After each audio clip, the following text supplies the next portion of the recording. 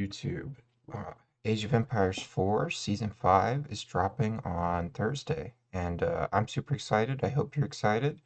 So, I'm not going to look through every single detail of the patch, but moreover, I'm just going to take a general look at the patch and give you guys my thoughts, and give you guys also my thoughts on the future of Age of Empires and what I hope we're going to see in Season 6. So, yeah, let's get started. First, I'm going to watch this because I haven't seen this. Welcome back to So. another exciting Welcome back to another exciting update to Age of Empires 4.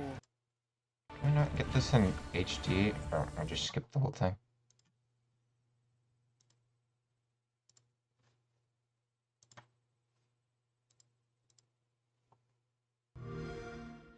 Okay, that's way Welcome better. back to another exciting update to Age of Empires 4. Scout the lands, scour the seas, and turn up the heat for victory in Season 5 Map Monsters Summer Party Edition. Map Dude, Monsters Groot's join the on fun the this season cliff with there. their first in-game appearance. Keep an eye out for the Dragon Turtle and Wild Man. The first unit lucky enough to encounter these mysterious monsters will receive a unique gathering boost. I actually think that's kind of cool. This Since it's Summer just Party one Edition unit, has a number of it'd be exciting broken if it updates. was like the whole Strategize and civ. communicate with your team in real time using the new in-game voice chat. You're holding out over there? Help! They're in my base, attacking my villagers! Okay, alright, I'm on the way. Jump right into the action with Empire Wars.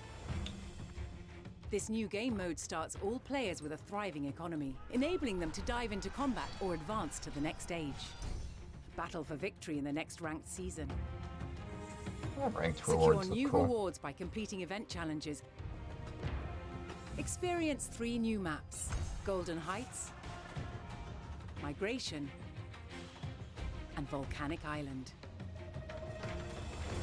Other changes include notifications for mods being used in a match, updates to trade thanks to your feedback, new unique options for all civilizations, multiple quality of life improvements, and much more. Don't forget your sunscreen. We'll see you in Season 5 Map Monsters Summer Party Edition in Age of Empires 4. Alright, that was cool. Cool little video. So, the first change that I'm gonna really go into, the map monster thing is just like an event. It'll be kind of cool, get some portraits and all that. Don't really care too much about that. By the way, guys, if you want to check these patch notes out in detail, I will have the link in the description. Yeah, because I'm not going to read every single little thing, but this is just talking about the challenges you can do to unlock different things, like profile icons or whatever. And these are the ranked rewards for Season 5. Now, these are so cool, and it's like they're all goblets. What I don't like about this, okay, what I do like about this is that they're all dope, right? Look at the diamond one, and the Conqueror one is pretty dope, and the platinum one is dope, as well as the gold one. But that's the other thing I don't like about it is, that's the thing I don't like about it is that, you know, if I finish Conqueror, I won't get this, and I won't get this, and I won't get this. These are all so cool. Like, I want all of these if I finish Conqueror. Give me all of this stuff, right? Let me pick the color. I like this. I like this color for the monument as well. And these are for team ranked, not too different. Just like 2 flames in a cauldron. Now this is juicy, the map pool. So when they did the pup, the map pool, I don't know what it was exactly, but it wasn't this. And it was okay. But now looking at this map pool, I'm actually pretty excited because they took Golden Heights, which is a brand new map to be a standard map in the game. At least you guys might have seen it in custom tournaments. But it's going to be in the rank pool right away, and as well as Volcanic Island, another new map, is going to be in the 1v1 ranked map pool right away. And I think this is really awesome. Last season, which was such a long time ago at this point, last season we got new maps and they weren't added to the map pool at all. They weren't in Quick Play 1v1, and they weren't in Ranked Map 1v1. So they gave us these new maps for Season 4, and you could only play them in custom games for quite a while, and then eventually they put like one of the maps in team ranked or something. But yeah, I don't think that that's the strategy. Like if you're gonna advertise new maps for season, like we want to play them, right? So I'm happy they listened to feedback on this and they put them in the map pool. So we'll have Volcanic Island and Golden Heights. And the only map that I really hate in this 1v1 map pool is Hideout, and we get 3 map bans, so I can ban Hideout, and then I can ban Boulder Bay as well if I don't want to play water maps that day or something. And, you know, maybe sometimes Hill and Dale, but I don't hate Hill and Dale too much. And this is the team ranked map pool. I don't know how much team ranked I'm going to play in Season 5, but yeah, for you guys who like team ranked, it's going to have Boulder Bay, Danube River, Dry Arabia, French Pass, Highview, Hellendale, Lipany. This map pool is not as good as the 1v1 map pool, but it's not bad either. And I'm just noticing Lipany is not in this 1v1 ranked map pool, which is probably the first time ever. Empire Wars is coming. Empire Wars is cool. You start in the feudal age. It's just going to be a custom game mode though. So for me, it'll be something I do a couple times, but I'm not going to play it a lot. But yeah, if this is something you're excited about, this will be a cool new feature. So yeah, if you play a lot of custom modes with your friends and you just want to have quick start games, where you start like I think you start either late in the Dark Age or already in the feudal age.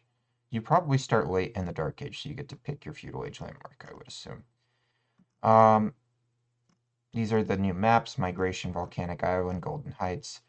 Thankfully, they didn't try to shove Migration down our throat in the ranked map pool, because that map is super weird. And I know I just said I want new maps in the ranked map pool. I do, but not ones that are this weird.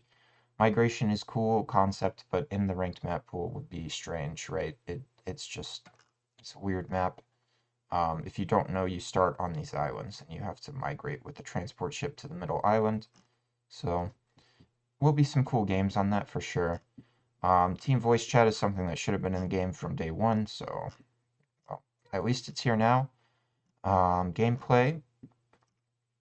This is just a bunch of bug fixes and that kind of thing. So if you're interested in this, go ahead and yeah, read all of these details yourself.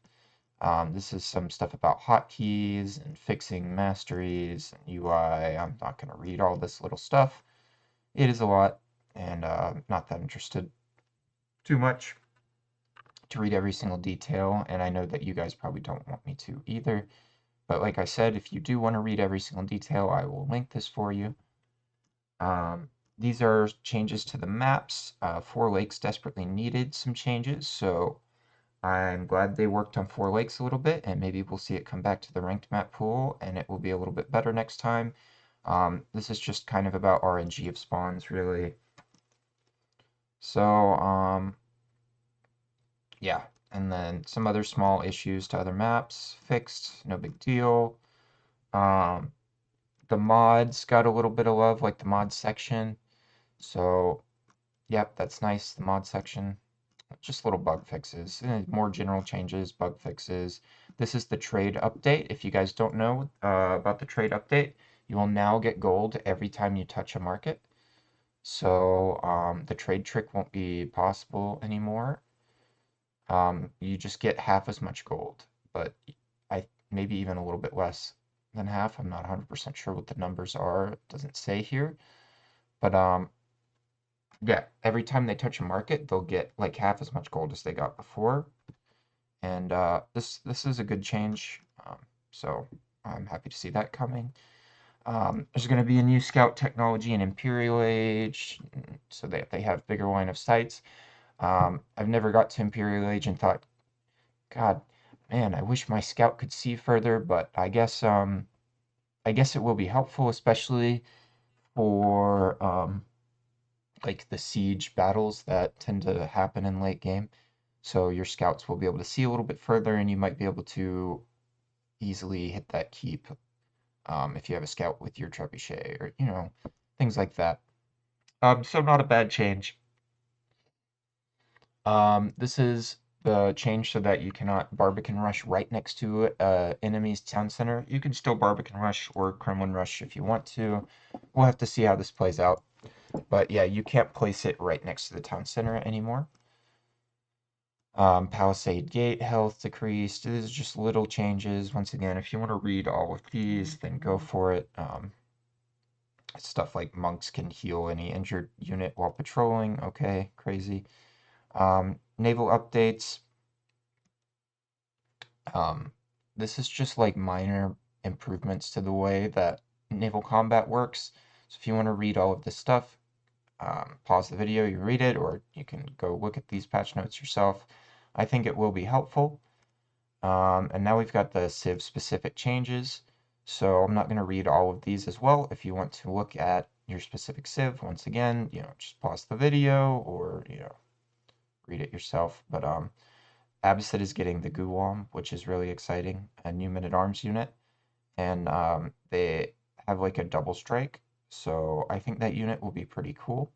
I don't play a lot of Abbasid, as you guys know, and I don't think I will be starting to play a lot of Abbasid just because of this. But the other big change to Abbasid that I think will make a big difference is the Camel Archers now fire faster, and it's way easier to kite and micro this unit, so that will be interesting. Abbasid might be a good bit better with these new units and some of the other changes they're getting. China changes are very minor. For whatever reason, Nesta B's got a slight buff from an upgrade. They didn't need that. Grenadiers are actually probably going to be insane this season. Fire Lancers got a slight nerf. So yeah, moving on. Delhi got a new unit. Now this is another exciting change.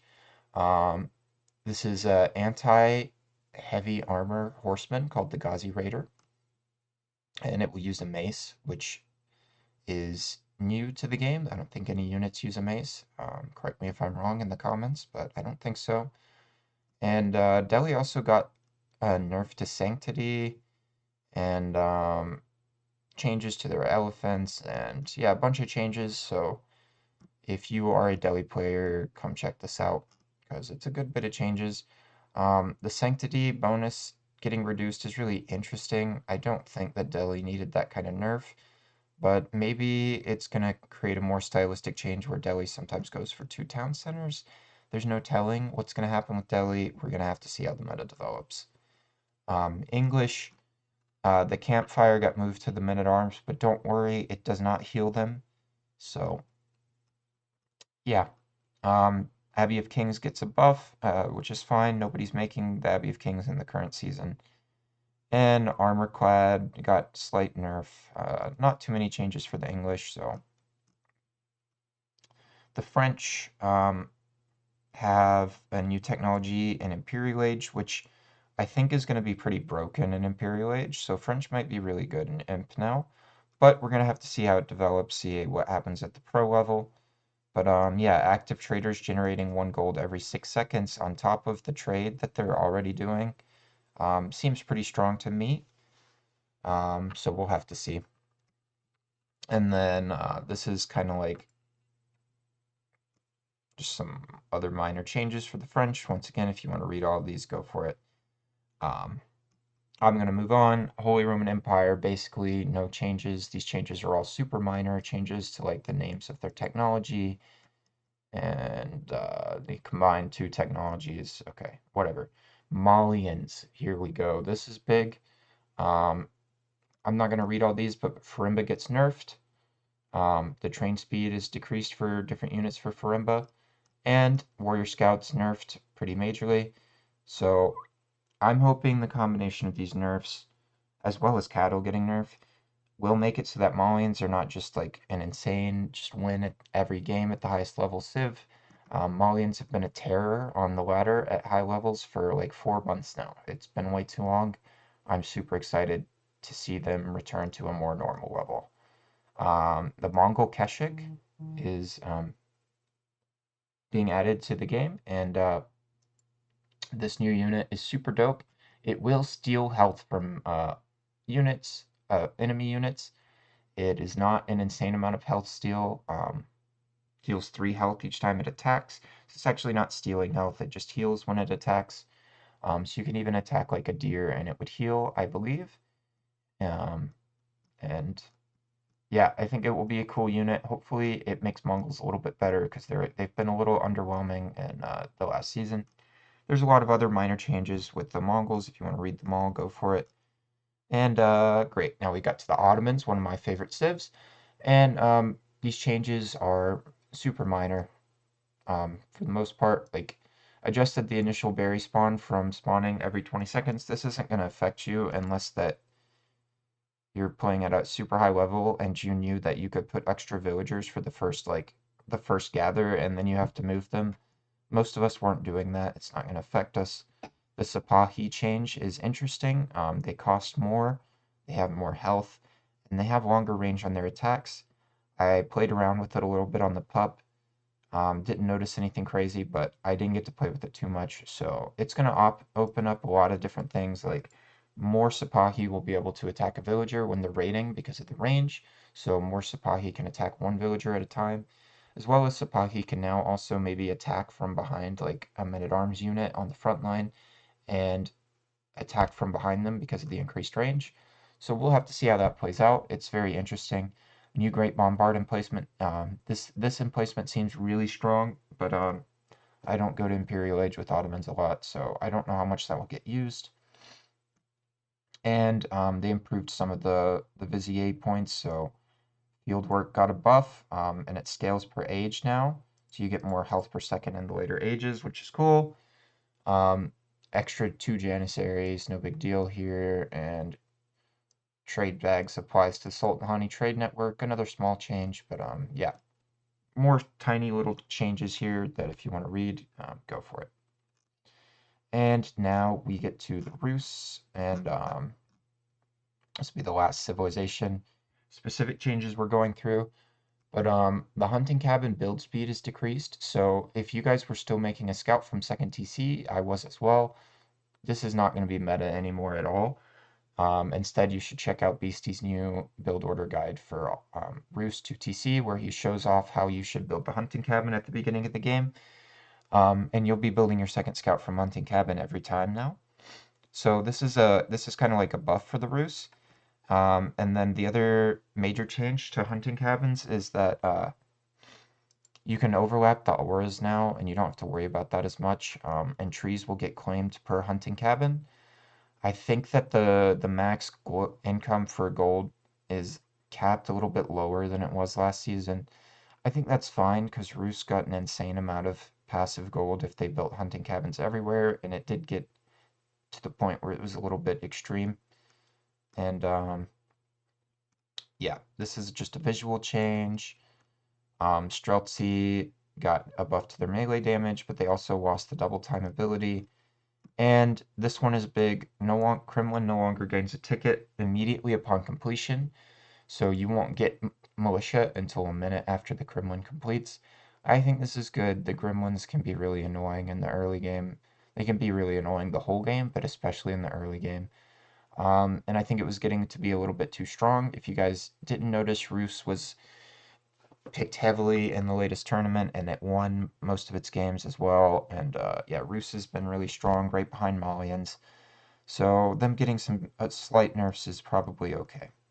Wooden Fortress health also reduced very slightly. So let's get to what I'm actually really excited about. So this stuff is not coming in Season 5 like day 1, but this is stuff they're working on fixing for the future, and I'm really excited about this personally. So first of all, they're going to change the ranked rewards so that you get the highest rank achieved, you'll get the rewards for that rank. And it says that this hopefully will come before the end of Season 5, but it might be in Season 6. Either way, whenever this change comes, super welcome. I'm super excited about it. If you guys don't know, like, a lot of players just quit when they hit their rank. And it can be a little frustrating, like, especially at the end of the season at the high level, there's, like, nobody left playing. And at the least this way, players will be able to keep playing on their main account and not have to worry about losing their rank. So players might play a little bit longer into the season. And yeah. Q dodging, they're going to work on Q dodging as well. They're not sure what they're going to do about it.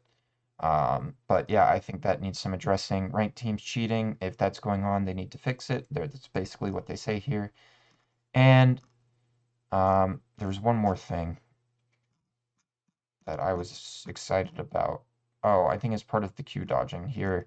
They basically just state that at the higher ELO, here it is. We are looking at future changes to the matchmaking system for just the players in the high and low ELO extremes, which will prioritize matchmaking near leaderboard position rather than just ELO score. This could be really nice because the queue times at the high end get really long and the matches become really uneven. Just watch my stream, you'll see. Just watch Beastie stream for an even more extreme example. The queue times at the top end of the game are really bad, and also, oftentimes you wait in a long queue just to get a really uneven match. And any changes that they can make to help this are very welcome. So hopefully they can address these kinds of things. And yeah, I think that if they do fix those kind of quality of life things, that will be really exciting for a lot of players who've been asking for this stuff for a long time. So yeah, this looks good. Um, and as far as the future of Age of Empires 4 goes, like I think that this season is pretty good, and we get some new units, and the balance changes are good. But guys, like we all know that the elephant in the room is that they need to add content to this game, or people aren't going to keep playing. It already has a small player base, a really small player base. And yeah, I just don't know like how much longer people will be enjoying the game if we don't get new civs soon. So hopefully that's what the announcement when they announced season 6 is. They announced new civilizations, and yeah, I'll be really excited if they do. But if they announce season 6 without new civilizations, I am going to be pretty worried. And to be fair, this game is like, we just paid a one-time price. It's not live service. They're not selling us anything else to fund the development of the future of the game. So if they wanted to charge us for new civilizations, I would even be okay with that, because they do need to keep making money if they're going to keep developing it, right? At least a little bit of money. So honestly, I don't care if it's paid new civilizations or not, but I do want to see some new content for the game, and hopefully that is coming in the future. So yeah, let me guys know in the comments what you want to see in the future for Age of Empires 4, what civilizations you would hope they announce, and like, comment, subscribe, and I'll see you guys in Season 5.